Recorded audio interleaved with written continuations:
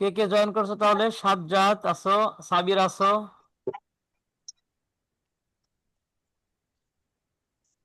শোনা যায় নাকি একটু আমাকে বলো তো, শোনা যায়? হ্যাঁ স্যার, যাই হ্যাঁ স্যার। স্যার, শোনা যায়। শোনা যায়, ভেরি গুড। নূর আছো না? নূর, কেমন আছো নূর?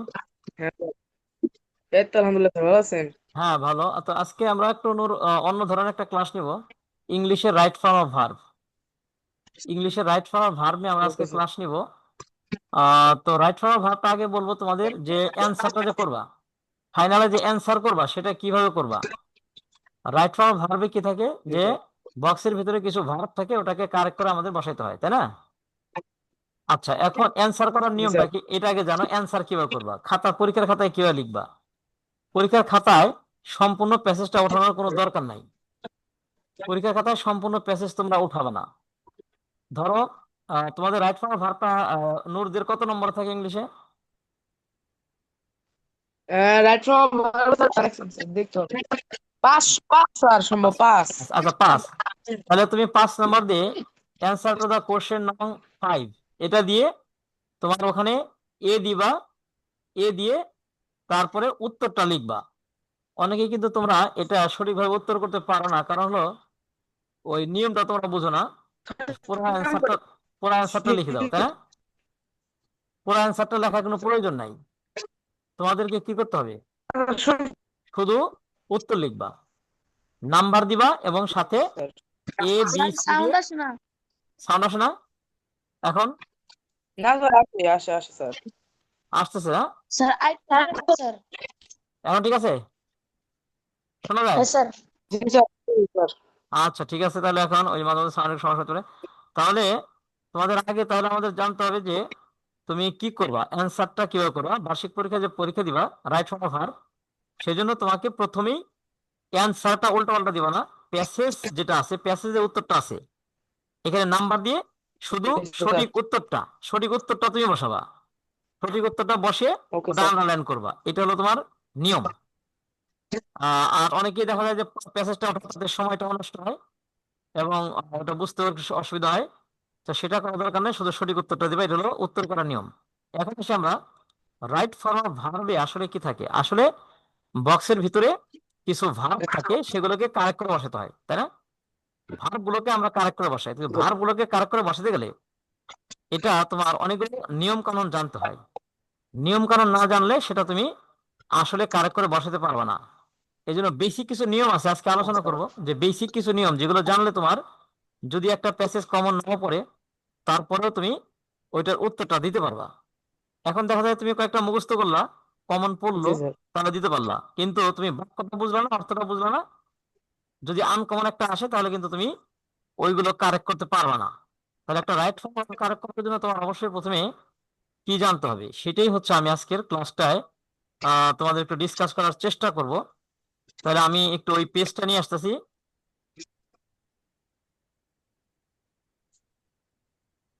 দেখো একটু ওয়েট করো।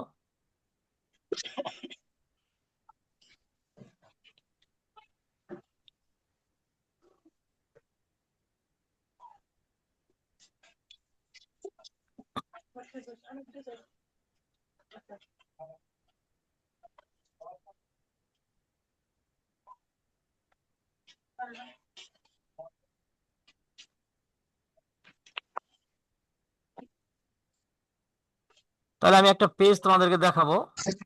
আগে এই পেজটা তোমরা লক্ষ্য করো, রাইট ফর্ম অফ ভার্বের যে পেজটা আছে এই পেজটাকে লক্ষ্য করো। আর কম্পিউটারে দেখাইতে। তাহলে এখানে দেখো রাইট ফর্ম অফ ভার্ব, এটা কারেক্ট করার জন্য আমাদের গুরুত্বপূর্ণ একটা বিষয়, সেটা হচ্ছে বাক্যটা বুঝতে পারা।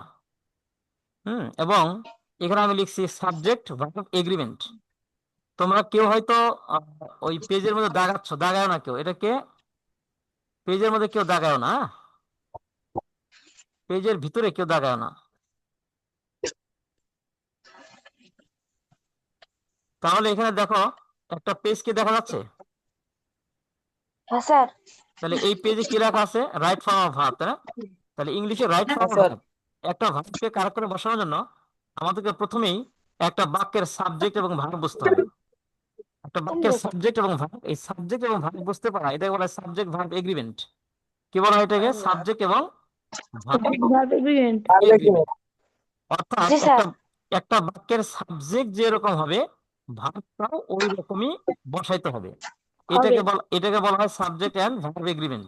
এই দেখো, রাইট ভার্বের প্রথম কাজ হচ্ছে সাবজেক্ট এন্ড ভার্ব এগ্রিমেন্ট। অর্থাৎ নিচে লিখছি কি দেখো, সাবজেক্ট যদি সিঙ্গুলার হয়, কি লেখা আছে? সাবজেক্ট যদি সিঙ্গুলার হয়, ভার্বও সিঙ্গুলার হয়। এবং সাবজেক্ট যদি প্লুরাল হয়, তাহলে ভার্বও প্লুরাল হবে। Plural হবে। এটার মানে কি? তাহলে তোমার একটা বাক্যের সাবজেক্ট আগে বুঝতে হবে এবং সাবজেক্ট চিনতে হ্যাঁ হবে। স্যার। আমরা সাধারণত ছোট ছোট বাক্যের সাবজেক্ট বুঝি, কিন্তু একটা বাক্য যখন বড় হয়, সাবজেক্ট আমরা বুঝতে পারি না, তাই না? স্যার কথা স্যার। কেটে কেটে আসে। হ্যাঁ, কথা কেটে কেটে আসে। Yes sir. আচ্ছা, আমি দেখা যাবো।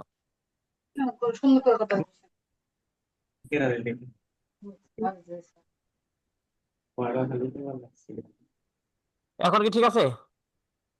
হ্যাঁ স্যার। জি স্যার। আচ্ছা, তাহলে তোমার একটা বাক্যকে সঠিকভাবে লিখতে গেলে একটা বাক্যের সাবজেক্ট কোনটা, সাবজেক্ট এবং কোনটা ভার্ব, এই জিনিসটা আগে তোমাকে আইডেন্টিফাই করতে হবে এবং সাবজেক্ট অনুযায়ী ভার্বটাকে ঠিক করতে হবে। এটাকে বলা হয় সাবজেক্ট ভার্ব এগ্রিমেন্ট। তাহলে কি লেখা আছে দেখো, দ্য ভার্ব মাস্ট এগ্রি। ইংলিশে লেখা আছে দ্য ভার্ব মাস্ট এগ্রি। আচ্ছা, দাঁড়াও আমি একটু উম,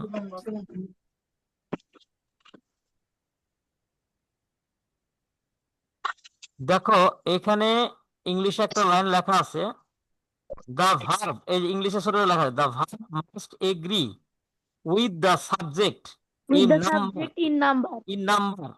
Singular. and person। তার মানে এটার অর্থ কি? The verb must agree with, the verb must agree with the subject, with the subject Subject. In number and person. অর্থাৎ ভার্বটা তোমার এগ্রি করতে হবে একটা বাক্যের সাবজেক্টটা কি ধরনের আছে এবং সাবজেক্টটা কোন নাম্বার এবং কোন পার্সন, সেই অনুযায়ী তোমার ভার্বটা ঠিক করতে হবে।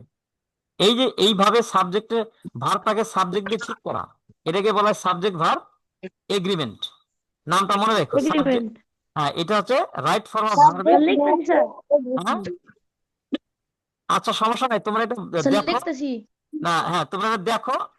আমি গ্রুপে এই পেজটা দিয়ে দিব, সমস্যা নাই। আমি যেটা পড়াচ্ছি এই পেজটা তোমাদের গ্রুপে দিয়ে দিব, তোমরা গ্রুপ থেকে দেখে নিও, সমস্যা নেই। আচ্ছা। কি বলছি বুঝছো? আমি তোমাদেরকে এই যে জি পেজটা, স্যার। Yes sir. যে পেজটা দেখে পড়াচ্ছি, এটা তোমাদেরকে গ্রুপে আমি দিয়ে দিব, গ্রুপ থেকে নিয়ে নিও, অসুবিধা নেই। এখন শুধু বুঝো, তাহলে দ্য ভার্ব মাস্ট এগ্রি। আচ্ছা স্যার। এখন শুধু বুঝো, আমি এই পেজটা তোমাদেরকে দিয়ে দেবো।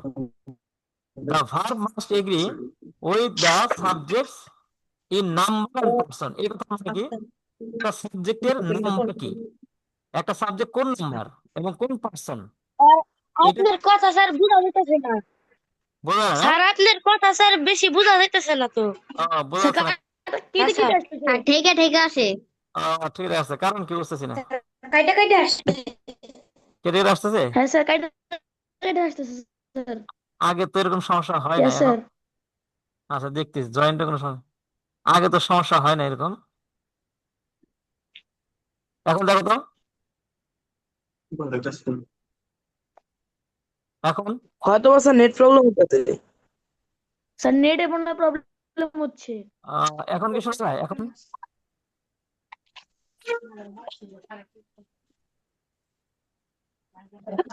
এখন কি শোনা যায়?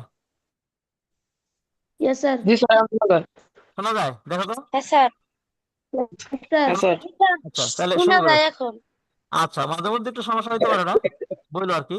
তাহলে এখানে দেখো, তাহলে এখন আমি বলছি the verb must agree with the subject in number and person. তাহলে তোমার জানতে হবে তাহলে নাম্বারটা কি। এই যে নাম্বার, এই নাম্বার জিনিসটা কি? নাম্বার কি আসলে সিঙ্গুলার নাম্বার অথবা প্লুরাল নাম্বার? নাম্বার দুই ধরনের, একটা সিঙ্গুলার, একটা প্লুরাল নাম্বার। প্লুরাল। তাহলে একটা সাবজেক্ট যেটা থাকবে, প্লুরাল। হ্যাঁ, একটা বাক্যের সাবজেক্ট যেটা থাকবে, ওই সাবজেক্টটা সিঙ্গুলার নাকি প্লুরাল, এখন কি বলতে কথা বলছে? কথা কি বলছে? কথা বলছে?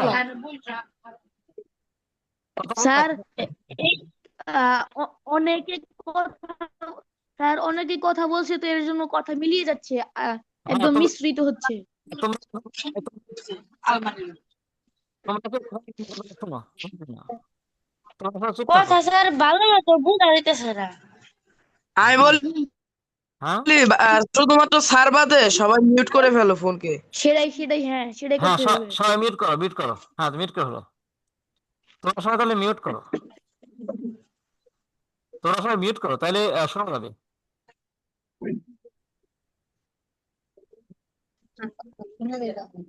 ঠিক আছে এখন শোনা যায়?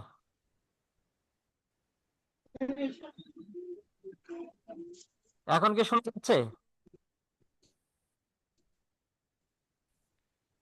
হ্যাঁ স্যার এখন শোনা যায়। হ্যাঁ তোমরা মিউট করে হলো তাহলে শোনা যাবে, কি আমার কথা আমাদের শোনা যায় শুধু, তোমরা সবাই কথা বলো না, তোমরা কথা বললে শোনা যাবে না। তাহলে এখন দেখো, এখন আমি বলছি নাম্বার, সাবজেক্টটা কোন জি নাম্বার, স্যার। সাবজেক্টটা কোন নাম্বার তোমাকে জানতে হবে। সাবজেক্টটা হতে পারে সিঙ্গুলার, হতে পারে প্লুরাল। সিঙ্গুলার মানে কি, সিঙ্গুলার মানে হচ্ছে ওই সাবজেক্ট দিয়ে কোনো একটা জিনিস বোঝানো, বা একটা বস্তু বা একটা ব্যক্তি, একজন ব্যক্তি অথবা একটা জিনিস, তাহলে ওটা হচ্ছে সিঙ্গুলার। আর যদি ওই সাবজেক্টটা দিয়ে একের বেশি বোঝায়, ওটা হবে প্লুরাল। একটা সাবজেক্ট প্রথমে সিঙ্গুলার, বহুবচন।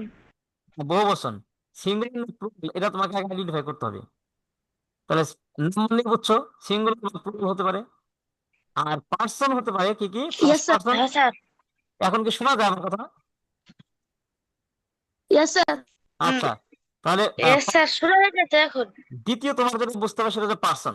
সাবজেক্ট কোন পার্সন, এটা হতে পারে ফার্স্ট পার্সন, হতে পারে সেকেন্ড পার্সন, হতে পারে থার্ড পার্সন। তাহলে ফার্স্ট পার্সন কোনগুলো, first person sir. I we, I এবং উই, এই দুইটা হলো ফার্স্ট পার্সন। ঠিক আছে, সাবজেক্টের জায়গায় যদি কখন আই থাকে তাহলে ভাববা যেটা ফার্স্ট পার্সন, উই থাকলে ফার্স্ট পার্সন, ইউ থাকলে এটা হবে second person, I we you, এই তিনটা বাদ দিয়ে বাকি যে কোনোটা থাকলে এটা হবে থার্ড পার্সন।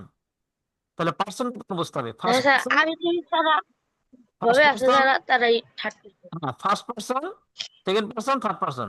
তাহলে I we first person, you হলো second person, I we you বাদ দিয়ে সবই থার্ড পার্সন।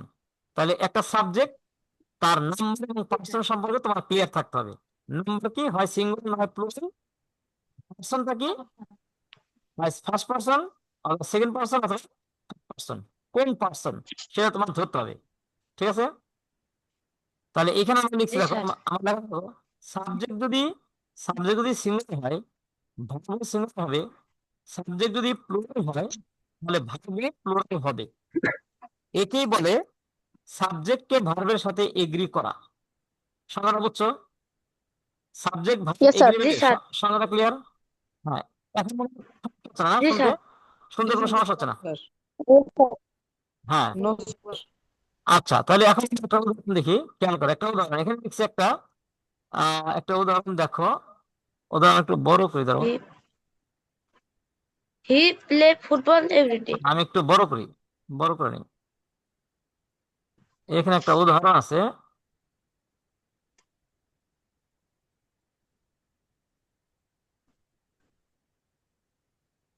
এখন এই উদাহরণ আমরা একটু খেয়াল করি তাহলে তুমি বুঝতে পারবা। এখানে লেখা আছে 1 নম্বর উদাহরণে,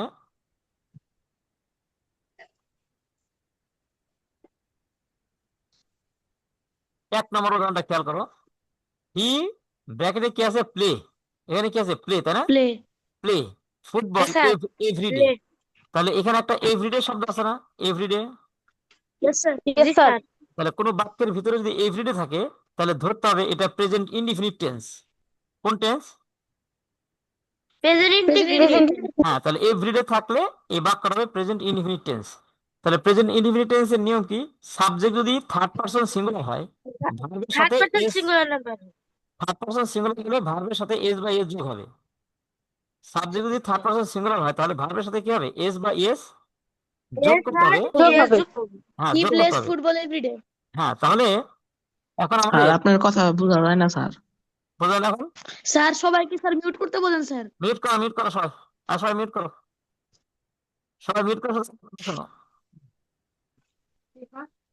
সবাই মিউট মিউট করতে করে আমার কথা শোনো, করছো? করছি আমি। হ্যাঁ সবাই মিউট করো, স্যার আমি করছি তো। মিউট করো, বোঝা যাচ্ছে, কথা শোনা যাচ্ছে? Yes sir. হুম ইয়েস তাহলে স্যার আম- ইয়েস স্যার তাহলে আমার কথাটা শোনো। তাহলে এখানে হি ব্র্যাকেট আছে প্লে, এই যে প্লে। তাহলে আমাদের নিয়মটা জানতে হবে যে একটা বাক্যের ভিতরে যদি এভরিডে থাকে তাহলে এই বাক্যটা হচ্ছে প্রেজেন্ট ইনডিফিনিট টেন্স। আর প্রেজেন্ট ইনডিফিনিট জি টেন্সের নিয়ম হলো সাবজেক্ট যদি থার্ড পারসন সিঙ্গুলার হয়, সাবজেক্টটা যদি থার্ড পারসন সিঙ্গুলার নাম্বার হয় ঠিক বললেন তাহলে এই ভার্বের সাথে এস বা এস যোগ করতে হবে। ভার্বের সাথে কি হবে, এস বা এস যোগ করতে হবে।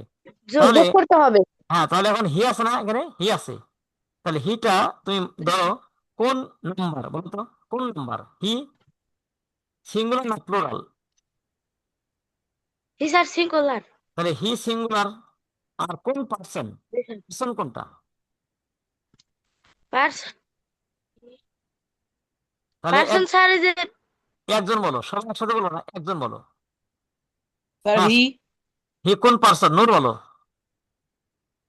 হি স্যার জি স্যার সেকেন্ড পারসন সিঙ্গুলার সের পার্সন। সাজ্জাদ এবার first person sir first person. তাহলে সাজ্জাদ বলো ফার্স্ট পার্সন, নূর সেকেন্ড পার্সন। একজন বলো তো দেখি। Sir second person. Second person না, এটা ফার্স্ট পার্সন সেকেন্ড পার্সন না, হি হলো থার্ড পার্সন। একটু আগে না বললাম যে আই উই আর ইউ ছাড়া সবই থার্ড পার্সন। ও হ্যাঁ হ্যাঁ স্যার হ্যাঁ। আই উই আর ইউ এগুলো ছাড়া সবই কি থার্ড পার্সন। তাহলে হি কোন পার্সন, থার্ড পার্সন। আর আর নাম্বার কি? স্যার লাভিব স্যার তারা তো কি করতেছে? আর দাঁড়াদাঁড়ি করো, দাঁড়াদাঁড়ি করো না, কেউ দাঁড়াদাঁড়ি করো না, মিউট করে রাখো যাতে আমার শব্দ শোনা যায়। তাহলে এখানে হিটা তাহলে কি হলো, হিজার থার্ড থার্ড পার্সন পার্সন। আর কোন সিঙ্গুলার নাম্বার? Third person. হ্যাঁ, তাহলে এখন এখানে প্লে, এই যে প্লে না হয়ে কি হবে, এটা প্লে না হয়ে এটা কি প্লেস হবে, প্লিজ। তাহলে এখানে আমাদের প্লেস প্লেস কারেক্ট হবে হি হ্যাঁ প্লিজ। হি তোমরা প্লেস এভরিডে এই প্লিজ, তাহলে এখানে হি হবে হি প্লিজ। সবাই একসাথে কথা বলতে সর্দার, স্যার একবার একবার বলবা, বাংলা কথা বলো না। তাহলে এখানে হবে স্যার কি জানি স্যার দেখাতে কি করতেছে স্যার? কেউ দাঁড়াদাঁড়ি করো না, কেউ দাঁড়াদাঁড়ি করো না, শুধু কথা শোনো। হ্যাঁ, তাহলে হি প্লিজ। তাহলে এটা আনসার কি হবে, প্লিজ। তোমরা পরীক্ষা খাতায় কি লিখবা, প্লেস ধরো এটা এ আছে, হ্যাঁ এ আছে, এ দিবা, স্যার এ দিয়ে লিখবা প্লিজ। এই যে পরীক্ষার খাতায় লিখবা পি এল এ ওয়াই, এই যে ওয়াই এস, প্লিজ দিবা, দিয়ে এটা আন্ডারলাইন করতে পারো। তাহলে পরীক্ষার খাতায় জি স্যার নাম্বার দিবা এখানে, দিয়া এটা হলো তুমি এখানে প্লেস লিখে আন্ডারলাইন করবে। আন্ডারলাইন না দিলে নাম্বার পাবা। আন্ডারলাইন যদি না দাও তখন নাম্বার প্লেসটা লিখতে হবে, প্লেসটা লিখতে হবে, ঠিক আছে এটা। হ্যাঁ স্যার তাহলে হি প্লেস, হ্যাঁ স্যার এটা আমি করি। He plays football everyday. তা এখন তোমাদেরকে এই যে এভরিডে খেয়াল করো, এই যে এভরিডে থাকলে কোন টেন্স হবে, তাহলে একজন বলো, সবাই একসাথে বলবো না, তাহলে বোঝা যাবে না। এভরিডে থাকলে কোন টেন্স হবে? স্যার কে জানো দাগাদাগি করতেছে আর দাঁড়াবে করো না। স্যার এই যে ই করতেছে স্যার লাভিব স্যার স্যার যার লাভিব নাম্বার স্যার দেওয়া আছে না, হ্যাঁ যার নাম্বার দেয়া হুম, আর সে দাগাদাগি করতেছে প্রচুর পরিমাণে আর দাঁড়াবে করো না কেউ, স্যার এই যে লাভিব স্যার আর দাঁড়াবে যে করতে দাঁড়াবে করো না। তাহলে এখানে খেয়াল করো, এভরিডে থাকলে কোন টেন্স হবে, এভরিডে থাকলে একজন বলো। Sir present indefinite tense. Present indefinite tense. তাহলে তুমি যেহেতু প্রেজেন্ট ইনডিফিনিট চিনলা যে এই বাক্যটা প্রেজেন্ট ইনডিফিনিট টেন্স, যেহেতু এভরিডে আছে, তাহলে আমরা প্রেজেন্ট ইনডিফিনিট টেন্সের নিয়ম অনুযায়ী আমরা ভাবটা ঠিক করলাম। প্রেজেন্ট ইনডিফিনিট টেন্সের নিয়ম অনুযায়ী কি করলাম, ভাব ঠিক করলাম। এখন শুধু কি এভরিডে থাকলেই প্রেজেন্ট ইনডিফিনিট টেন্স হবে, তাহলে আমাদের অবশ্যই জানতে হবে যে কোন কোন শব্দ থাকলে, এই সবাই কথা বল না, তাহলে আমাদের জানতে হবে কোন কোন শব্দ থাকলে প্রেজেন্ট ইনডিফিনিট টেন্স হয়। সাজাদ, জি স্যার তাহলে কি করতে হবে, কোন কোন শব্দ থাকলে প্রেজেন্ট ইনডিফিনিট টেন্স প্রেজেন্ট হবে। ইনডিফিনিট টেন্স হ্যাঁ, হবে তাহলে এই শব্দগুলো আমাদের লিস্টে মনে স্যার রাখতে হবে। টেকনো কার ফোন টেকনো K4 স্যার আর টেকনো যাতে সে টেকনোটা দাঁড়াতে করো না, টেকনো সানগ্লাস পরা তুমি হ্যাঁ স্যার এত লাভিব জায়গায় স্যার তাড়াতাড়ি দাঁড়াচ্ছ করতেছে কেন স্যার। তুমি ক্লাস করতে আসছো দাঁড়াতে করো না, দাঁড়াতে করো না। তাহলে সবাই মিট করে রাখো। স্যার স্যার ওকে স্যার বার করে দেন স্যার। স্যার না কিছু দেখা যাইতেছে না। হ্যাঁ, স্যার কিচ্ছু দেখা যাইতেছে না, আপনার ওই যে ছবি তারপর ওই যে আপনার সেন্টেন্সের উপর দাগাদাগি করে একদম শেষ করে দিতেছে। হাই ইয়ে দাঁড়াতে করছে কে, শুনতে পাচ্ছ না? ওই স্যার এই যে স্যার টেকনো স্যার আর লাবিব কে, লাবিব টেকনো দাঁড়াও, স্যার টেকনো দেখা টেকনো না। স্যার লাবিব আর হচ্ছে স্যার ওই যে স্কোয়ার চশমা পরা স্যার ওই যে টেকনো। ওই লাবিব আলাবি দেখা না, কথা বলতে কেন বুঝলি? কথা বলো না তাহলে স্যার কে এত কথা বলে কেন স্যার বোঝা যায় না মিউট করে রাখো, মিউট করে রাখো। তাহলে শোনো, আমি যেটা বলছিলাম তাহলে এখন এর ভিতরে এই যে এভরিডে থাকলে তাই না? এভরিডে থাকলে কি হবে? প্রেজেন্ট ইনডিফিনিট টেন্স, এই যে এভরিডে। তাহলে প্রেজেন্ট ইনডিফিনিট। হ্যাঁ, তাহলে এখন তোমার কোন জি কোন স্যার। কোন কোন শব্দ থাকলে একটা বাক্য প্রেজেন্ট ইনডিফিনিট টেন্স হয়, সেই লিস্টটা তোমার মুখস্থ রাখতে হবে। যে আরো কোন কোন শব্দ থাকলে আমি বুঝবো জি যে স্যার। এই বাক্যটা প্রেজেন্ট ইনডিফিনিট টেন্স। তাহলে যখন আমি বুঝবো যে প্রেজেন্ট ইনডিফিনিট টেন্স, তখন আমি প্রেজেন্ট ইনডিফিনিট টেন্সের নিয়ম অনুযায়ী কাজগুলো করতে পারবো, ভাবটাকে ঠিক করতে পারবো। এখন তোমার এই লিস্টটা যদি মনে না থাকে বা লিস্টটা যদি তুমি না জানো, তাহলে তুমি এটা তোমার অবশ্যই ওই লিস্টটা মুখস্থ রাখতে হবে। এখন দেখো ওই লিস্টের মধ্যে আরো কি কি শব্দ আছে, আমি একটু দেখাই দিচ্ছি, তোমরা দেখো ওই লিস্টটা আর কি কি শব্দ আছে, যেগুলো থাকলে আমরা বুঝবো যে এই বাক্যটা প্রেজেন্ট ইনডিফিনিট টেন্স হবে।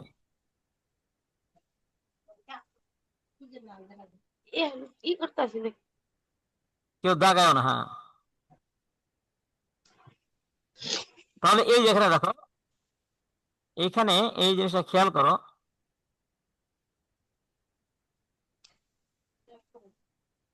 তাহলে এখন যেমন এভরিডে থাকলে যেরকম বাক্যটা প্রেজেন্ট ইনডিফিনিট টেন্স হয়, তাহলে আরো কিছু শব্দ আছে জি ইম্পর্টেন্ট, স্যার।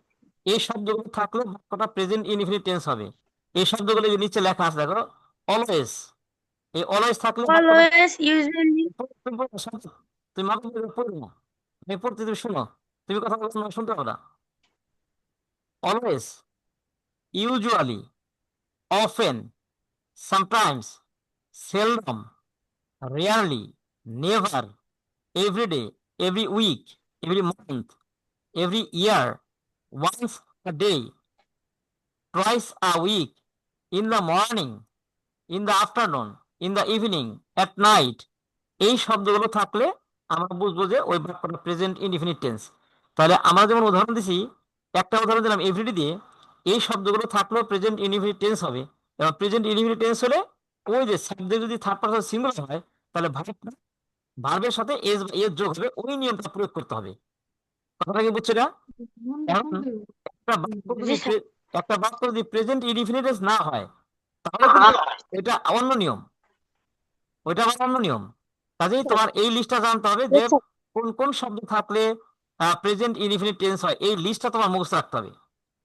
এই লিস্টটা একদম মুখস্থ রাখতে হবে যে কোন কোন শব্দ থাকলে একটা বাক্য প্রেজেন্ট ইনডিফিনিট টেন্স হয়। তাহলে এই লিস্টটা মুখস্থ রাখলে স্যার তুমি এটা কি লেখা রাখতে লিখবো? পারো। হ্যাঁ, না কোনো কিছু এটা তোমার কি লিখবো? কোনো কিছু লেখা দরকার নাই, এগুলো সবই লেখা আছে, আমি গ্রুপে দিয়ে দেবো, তুমি নিয়ে নিও। কোনো কিছু এখন লিখতে হবে না, তুমি আচ্ছা শুধু স্যার। শোনো, তাই এগুলো আমি গ্রুপে দিয়ে দেবো। তাহলে এই লিস্টটা তোমার মুখস্থ রাখতে হবে। তাহলে একটা আমার বাক্য যে কখন প্রেজেন্ট ইনডিফিনিট টেন্স হয়, ইনডিফিনিট টেন্স চেনার জন্য এই শব্দগুলো মুখস্থ রাখতে হবে, ঠিক আছে? জি স্যার। আচ্ছা, এখন আসো, এখন আমরা আরেকটা জায়গায় আসি, দেখো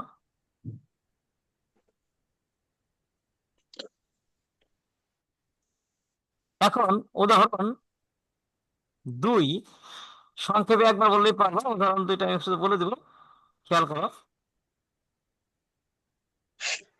তাহলে উদাহরণ 2 এক আমাদের শেষ হয়ে গেল। তাহলে উদাহরণ 2টা আছে, দে প্লে ফুটবল এভরিডে। তাহলে এখন হিটা যেমন থার্ড পারসন সিঙ্গুলার ছিল, এই জন্য প্লেস হয়েছে, কি হয়েছে? প্লেস, তাই না? তাহলে একে হয়েছে প্লেস, জি স্যার। যেহেতু হিটা থার্ড পারসন সিঙ্গুলার ছিল, এই জন্য এটা প্লেস হয়েছে। এখন 2 নম্বর আছে সাবজেক্ট আছে দে, সাবজেক্টটা কি? দে। তাহলে সাবজেক্টটা যেহেতু দে। দে, দে তো সিঙ্গুলার না, দে তো প্লুরাল, প্লুরাল দে দিয়ে অনেকগুলো বোঝায়। প্লুরাল হ্যাঁ, প্লুরাল। তাহলে প্লুরাল হওয়ার কারণে এই প্লুরাল পারসন ভার্বের সাথে এস বা এস হবে না। তাহলে সাবজেক্ট যদি প্লুরাল হয়, সাবজেক্ট যদি থার্ড পারসন সিঙ্গুলার না হয়, প্লুরাল হয়, তাহলে ভার্বের সাথে আর এস বা এস যোগ হবে না। তাহলে এখন দে থাকলে সাবজেক্ট যদি দে হয়, তাহলে এখানে কিন্তু প্লেই হবে। তাহলে 2 নম্বরে আমাদের কি হবে? 2 নম্বরে প্লে হবে। 2 নম্বরে এখানে আমাদের জি স্যার। অ্যান্সারটা প্লে হবে। তাহলে কারণটা কি? কারণ হচ্ছে স্যার হি হচ্ছে থার্ড পারসন সিঙ্গুলার, দে হলো প্লুরাল। তাহলে যদি স্যার সিঙ্গুলার কেন হয়, হবে? ওইটাই তো বলতেছি, হি হচ্ছে থার্ড পারসন সিঙ্গুলার, এই জন্য প্লেস হবে। আর দে হচ্ছে প্লুরাল, প্লুরাল হইলে ভার্বের সাথে এস বা এস হয় না। সাবজেক্ট যদি প্লুরাল হয়, যোগ করতে হবে। হ্যাঁ, সাবজেক্ট প্লুরাল হলে এস বা এস যোগ করতে হবে না। থার্ড পারসন সিঙ্গুলার হলে S ও বা S। বুঝছি স্যার। তাহলে দে যেহেতু প্লুরাল, কাজে এটা এস হবে না, এটা 2 নম্বর আনসার হবে প্লে। আর একের আনসার হচ্ছে প্লেস, বুঝছো না? তাহলে একের আনসার হবে প্লেস, 2 এর আনসার হবে প্লে। এক এক আর 2 ক্লিয়ার? 1 আর 2 ক্লিয়ার তোমাদের? Yes, sir. হ্যাঁ, তাহলে 1 আর 2 ক্লিয়ার। জি আচ্ছা, স্যার। এখন আমরা এখান থেকে সাবজেক্টটা হি, সাবজেক্টটা দে, এটা আমরা সহজেই বুঝতে পারলাম যে এই বাক্যের সাবজেক্ট, 1 নম্বর বাক্যের সাবজেক্ট হি, 2 নম্বর বাক্যের সাবজেক্ট দে। কিন্তু অনেক হ্যাঁ, সময়, অনেক দে। সময়, হ্যাঁ, অনেক সময় সাবজেক্ট অনেক বড় থাকে। এখন আমরা শিখবো সাবজেক্টটা যদি অনেক বড় থাকে, সেখান থেকে মূল সাবজেক্টটা তুমি কিভাবে বের করবা। একটা বাক্য অনেক বড় আছে, তাহলে ওখান থেকে তুমি মূল সাবজেক্টটা কিভাবে বের করবা সেটা এখন তোমার বোঝাবো। এখানে ধরা আছে 3 নম্বর উদাহরণ। 3 নম্বর উদাহরণ আছে his knowledge of history and economics. দেখা যায় সাবজেক্ট অনেক বড়, সাবজেক্টটা কি বড়, তাই না? বড়। বড়। His knowledge of history and economics. Aid, aid মানে হচ্ছে সাহায্য করা। এই যে এইড, এইড হচ্ছে ভার্ব, এইড হচ্ছে সাহায্য করা। এখন আমাদের এড এর সাথে এডস দিব না এইডই রাখবো, সেটা বলবো কিভাবে? সাবজেক্ট যদি থার্ড পারসন সিঙ্গুলার তাহলে এডস হবে, যদি প্লুরাল হয় তাহলে শুধু এইডই হবে। Galaxy D8 কার এত দেখাচ্ছ কেন? আরে দাগাদাগি করো না, খেয়াল করো, তোমরা মিট করে রাখো, খেয়াল করো। তাহলে 3 নম্বরে his knowledge of history and economics. এখন এটাকে আমরা বুঝতে হবে সাবজেক্ট, মূল সাবজেক্ট কোনটা। তাহলে তোমাদের একটা টেকনিক শিখিয়ে দিই। এই সাবজেক্টের ভিতরে দেখো একটা অফ আছে, অফ আছে না? Yes sir. ইয়েস একটা অফ স্যার। হ্যাঁ আছে। স্যার। তাহলে এই অফ থেকে শুরু করে ভার্ব পর্যন্ত, এই অফ থেকে শুরু করে ভার্ব পর্যন্ত প্রিপজিশন, কোন একটা প্রিপজিশন যদি সাবজেক্টের মধ্যে থাকে, তাহলে এই প্রিপজিশন থেকে শুরু করে ভার্ব পর্যন্ত এই অংশটা সাবজেক্ট ধরা যাবে না, এই অংশটা বাদ যাবে। তাহলে আমরা একটু নিয়মটা খেয়াল করো। যখন দেখবা সাবজেক্টটা বড়, সাবজেক্টের ভিতরে অনেকগুলো শব্দ আছে এবং কোন প্রিপজিশন আছে, যেমন এখানে অফ আছে, তাহলে অফ থেকে শুরু করে অফ। ভার্ব পর্যন্ত, অফ হচ্ছে একটা প্রিপজিশন, এই প্রিপজিশন থেকে ভার্ব পর্যন্ত এই অংশটা কখনো সাবজেক্ট হিসেবে ধরা যাবে না। তাহলে এটুকু বাদ। বাকি রইল কি হিজ নলেজ। হিজ হিজটাকে নলেজ। হিজটাকে আমরা বাদ দিতে পারি, বাদ দিয়ে বাকি থাকবে নলেজ। তাহলে নলেজ হচ্ছে থার্ড পারসন সিঙ্গুলার, নলেজটা কি থার্ড পারসন সিঙ্গুলার, সিঙ্গুলার। এই জন্য এটার সাথে এইডস ছিল, এইড না হয়ে হবে এইডস। 3 নম্বর তাহলে কি হবে? এইডস। 8। হ্যাঁ, AI DS, এইডস। এইডস মানে কি সাহায্য করা, সাহায্য করা, ঠিক আছে? তাহলে এখন আমাদের অবশ্যই একটা সাবজেক্ট ধরার জন্য তোমার কি আচ্ছা স্যার, লাগবে? হিজ কাটা যাবে কেন? হিজটা তুমি রাখতে পারো, হিজ নলেজ লিখলেও হবে, সমস্যা নাই। His knowledge singular subject, so এটা এইডস হবে। হিজ তুমি মূল সাবজেক্ট বের করার জন্য এই হিজটাকে তুমি বাদ রাখতে পারো, অসুবিধা নেই। সাবজেক্ট হবে নলেজ, তাহলে নলেজটা কি থার্ড পারসন সিঙ্গুলার, কাজেই এটা এইড না হয়ে এইডস হবে। কথাটা কি বুঝছো এটা? তাহলে আমরা দেখলাম যে একটা সাবজেক্ট অনেক সময় ছোট হইতে পারে, একটা সাবজেক্ট অনেক বড় হইতে পারে। যখন বড়, মূল সাবজেক্টটা তুমি কিভাবে ধরবে? সাবজেক্টের ভিতরে যে কোনো প্রিপজিশন থাকে, প্রিপজিশন থেকে শুরু করে ভার্ব পর্যন্ত এটা বাদ দিয়ে দিবা। প্রিপজিশন থেকে শুরু করে ভার্ব পর্যন্ত এটা বাদ যাবে। হ্যাঁ, বাদ গেলে থাকবে হিজ নলেজ। তাহলে হিজ নলেজের সাথে এইড হয় না, এইডস হয়, বুঝছো না? Yes sir. জি স্যার। ইয়েস এইটা স্যার। হলো তোমার নিয়ম, হ্যাঁ। আচ্ছা, আরেকটা জিনিস তোমাদেরকে বোঝাই, সেটা হলো 4 নম্বর। তাহলে 4 নম্বর পরে একজন বলবে যে এটা মূল সাবজেক্ট হলো কোনটা। এই 4 নম্বর দা প্রোডাকশন। তাহলে মূল সাবজেক্ট হলো দা, দা প্রোডাকশন। দা প্রোডাকশন। তাহলে সহজে বুঝতে পারলাম যে এখানে মূল সাবজেক্ট হচ্ছে দা প্রোডাকশন, আর এখান থেকে অফ থেকে এটুক বাদ, তাই না? এটুক বাদ। তাহলে দা প্রোডাকশন, হ্যাঁ স্যার। এটার বাদ। সাথে এখানে কি লেখা আছে ব্র্যাকেটে? বি। ব্র্যাকেটে যদি কোনো বি লেখা থাকে, তাহলে এই বির জন্য ইজ তুমি, হবে স্যার। হ্যাঁ, এটা প্রেজেন্টে এম ইজ আর, হুম। পাস্টে ওয়াজ আর। সবাই কথা বলে না, প্রেজেন্টে হবে এম ইজ আর, পাস্টে ওয়াজ আর। তাহলে এই বির ওয়াজ পরিবর্তে, ওয়ার। হ্যাঁ, যখন দেখো ব্র্যাকেটে বি আছে, তাহলে প্রেজেন্টের জন্য হবে এম ইজ আর, পাস্টে ওয়াজ আর। এমিজার। তাহলে দা প্রোডাকশনের সাথে কি হবে? ইজ না আর? ইজ। ইজ। তাহলে ইজ। তাহলে 4 নম্বরে আমাদের হবে ইজ। 4 ইজ। Number, is. 4 নম্বর হবে ইজ, ঠিক আছে? বুঝছো না?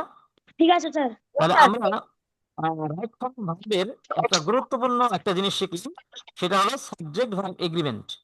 অর্থাৎ সাবজেক্টটা যদি সিঙ্গেল থাকে, ভার্বটা সিঙ্গেল থাকে, সাবজেক্টটা যদি প্লুরাল ভার্ব প্লুরাল হয়, এবং এবং মূল সাবজেক্ট কোনটা সেটা আমাদের ধরে শিখলাম যে কোনটা মূল সাবজেক্ট হবে। এখন কি বলবো, এখন মূল সাবজেক্টটা কিভাবে ধরতে হয় সেই জিনিসটা আমরা আজকে শিখলাম। এখন শোনো, তোমাদের এই ক্লাসটা 40 এগ্রিমেন্ট কি? এগ্রিমেন্ট, ওই ভার্ব সাবজেক্ট সাথে ভার্বটা ঠিক করা, ওটা হচ্ছে এগ্রিমেন্ট। ওই এগ্রিমেন্ট লেখা আছে, the verb must agree with the subject in number and person. এটাই হলো সাবজেক্ট ভার্ব এগ্রিমেন্ট, এর সঙ্গে লেখা আছে। সাবজেক্ট যদি সিঙ্গেল থাকে, ভার্ব সিঙ্গেল থাকে, সাবজেক্ট যদি প্লুরাল থাকে, একে বলে সাবজেক্ট ভার্ব এগ্রিমেন্ট। স্যার এগ্রিমেন্টের স্যার শুধু এগ্রিমেন্ট বাংলা কি? না, এগ্রিমেন্টের অনেক অর্থ আছে। এগ্রিমেন্ট অর্থ চুক্তি হয়, এগ্রিমেন্ট অর্থ অনেক কিছু আছে, কিন্তু এখানে এগ্রিমেন্ট ওই অর্থে ইউজ হয় নাই। এখানে আছে সাবজেক্টটা যেরকম হবে ভার্ব সেইভাবে বসাইতে হবে, এটাকে বলে সাবজেক্টের সাথে ভার্ব এগ্রি করা। সম্মত হবে। হ্যাঁ, বুঝছো না? এমনি অর্থ অনেক কিছু আছে। বুঝছি স্যার। আচ্ছা, তাহলে আমরা স্যার আজকে এই জিনিসগুলো শিখলাম যে একটা বাক্যের সাবজেক্ট কোনটা, সাবজেক্ট থার্ড পারসন সিঙ্গুলার হলে কি হয়, প্লুরাল হলে কি হয়, এবং সাবজেক্ট একটা বাক্য থেকে কিভাবে সাবজেক্টটা তুমি আইডেন্টিফাই করবা, সেগুলো বুঝতে পারলাম। আর এই ক্লাসটা সর্বোচ্চ নেওয়া হবে 40 মিনিট। আপনি হয়তো কয়েক মিনিট পরে এটা শেষ হয়ে যাবে। হ্যাঁ, তো জি স্যার। আমরা আমরা আজকে এখানেই শেষ করব। কিছু নিয়ম কানুন আছে, সেগুলো আমরা পরের ক্লাসে শিখবো। আর তোমাদের এই শিটটা আমি গ্রুপে দিয়ে দেবো, গ্রুপ থেকে তোমরা নিয়ে নিও। ঠিক আছে? ওকে আচ্ছা স্যার। আচ্ছা তাহলে স্যার। তাহলে আজকের মতো এখানে শেষ করছি। আবার আগামী ক্লাসে দেখা হবে। আল্লাহ হাফেজ। আসসালামু আলাইকুম স্যার। আসসালাম। আদাব স্যার। স্যার আসসালামু আলাইকুম। আসসালাম।